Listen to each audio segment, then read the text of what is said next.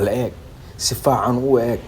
waddankeena cimiladiisa quruxdiisa hawadiisa eebba ku manaystay inaan ku raaxaysano maxaa nagu hortaagan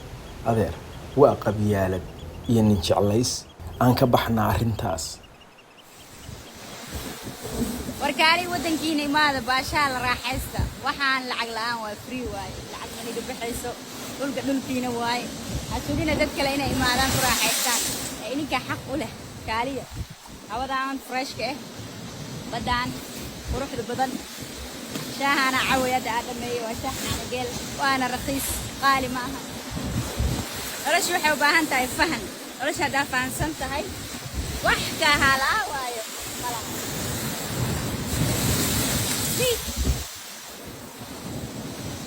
This is what I'm talking about.